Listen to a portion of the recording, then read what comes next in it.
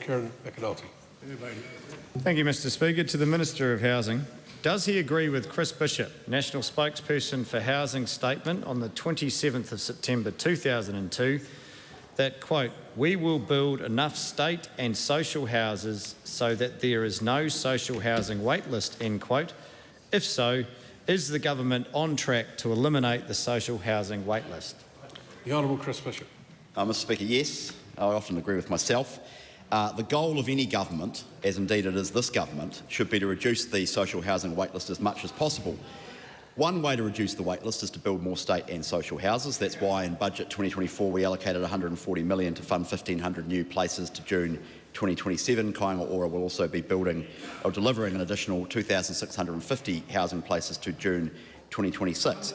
There are also many other ways to reduce the housing waitlist, including increasing land supply, making it easier for councils to fund and finance infrastructure, reducing consenting costs, increasing housing supply, increasing competition in the market for building materials and removing red tape. Around half of the applicants on the social housing waitlist, listen up because I don't think members know this, around half of the applicants on the waitlist are living in private housing. So anything we can do to make rents or housing more affordable puts downward pressure on the waitlist. In response to the second part of the question, we are on track. Since we came to government, the social housing waitlist has declined by around 5,000 households. This is great progress. If it was the case that simply handing billions of dollars to Kāinga Ora was a way to reduce the waitlist, we would have seen better results over the last 6 years. Despite record debt by Kāinga Ora and billions of dollars given to the organisation, the social housing waitlist quadrupled. Supplementary. Supplementary, Honourable Karen McAnulty. Does he consider stopping the expansion of the state housing stock and reducing funding to community housing providers to only 750 social houses a year to be in line with the pledge to, quote, "build enough state and social houses so there is no social housing waitlist," end quote? Well, Mr Speaker, the member's question is completely factually inaccurate. We have funded more social houses than the last government did. For example, the Kāinga Ora and Social Housing Build Programme stopped as per the settings left by the last government's budget in May 2023. There were no social housing places funded beyond June 2025. It was a fiscal cliff bequeathed to us by the last government. So the member's assertion that we have reduced social housing funding is in fact completely inaccurate. The truth is the opposite. We have increased it. Supplementary. One more here, sorry. Honourable Karen McAnulty. Thank you, Mr Speaker. Outside of Kāinga Ora and community housing providers, how many social houses have the private sector built over the last 10 years? Well, as the member knows, the private sector does not typically build social houses. The social... Well, of course, building houses and improving the affordability of housing is part of the answer. The members need to understand the way the housing market works, which is that when rents are high and people can't afford the private rental market, they end up in social housing. So all of the things the government is doing around freeing up land and making it easier for builders to build will help our housing market at every section, from first home buyers, from people moving houses, from people in social housing, and people who might otherwise need a social house. We are focused on using every lever at our disposal in the housing market to improve affordability. Part of that is supporting Kāinga Ora and the community housing sector to build more social and affordable houses. Very important. The Honourable Nicola Wallace. Has the number of New Zealanders waiting on the State House waiting list increased or decreased since the government was elected? And how does that compare to what happened to the State House waiting list under the last government? Well, Mr Speaker... Sorry. That's just too much. Simple. No, so calm it down. I'm going to have to do something because otherwise I'm going to upset myself if I don't. Simple numbers, Mr. Speaker. The wait list increased under the last government. Hang on. We'll just go into complete silence and then we'll see where it goes from there. Away you go. Simple numbers, Mr. Speaker. The wait list has declined by around 5,000 since the government came to office. That compares to an increase of around 20,000 under the last government. Let me make this point, Mr. Speaker. 50% of people on the social housing wait list need a one-bedroom house. Kāinga Ora stock, 10%, or 12% I should say, 12% of the houses owned by the government are one-bedroom units. We are really focused on gearing up the system to build simple, low-cost, affordable social houses for people in need. Right Honourable Prime Minister. Supplementary question.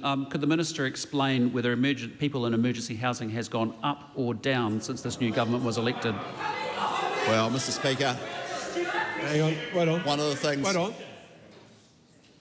Mr. Speaker, one of the things that this government is very proud of is that over the last 14 months or so, around 1,900 children, emergency housing motels have been moved into social and affordable housing. It's a totemic achievement, and the government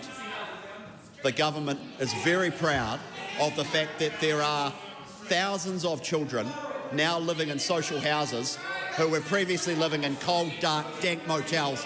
That is the legacy bequeathed to us by the outgoing government. Supplementary. A point of order. The Right Honourable Mr. Peters. The umpteenth time it is allowed in this House to interject.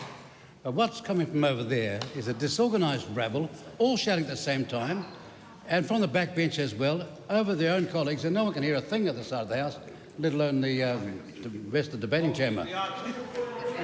Yeah, look, sorry, you speaking the point of order? Point of order, Mr. Speaker. I absolutely object to Winston Peters describing us as disorganised. We're very organised on the side of the House. Yeah, well, it's not something I'm going to ask him to apologise and withdraw, but the level of it's not interjection, it's just barracking. And it just sounds terrible, and I get letters and letters about it, or emails, whatever. And people need to ask themselves, how am I presenting myself to the public of New Zealand while sitting inside the House of Representatives? Rare and reasonable, fair enough, but not the constant barrage, which actually, in the case of the last question, started before he'd even begun his answer. Supplementary. The Honourable Nicola Willis. Does the Minister consider that the State House waiting list would be longer or shorter if 100,000 Kiwi-built houses had been delivered? No, that's... well, I think we'll leave that one. The Honourable Chair McAnulty. Thank you very much, Mr. Speaker. Is it his intention to reduce the social housing wait list not by building houses, but instead, as frontline providers have stated is the actual case with emergency housing numbers, by manipulating the numbers? No, that's not the intention. We will build more social houses. Tell you one thing we have done is really try to get to grips with the way in which the register interacts with people who are actually building the houses. To give the House a simple example, when we came into government, the way in which MSD's list was communicated to Kāinga Ora and the community housing providers, they basically had to provide people one by one to the community housing providers. Incredibly inefficient, time-consuming process that sucked up enormous amounts of energy.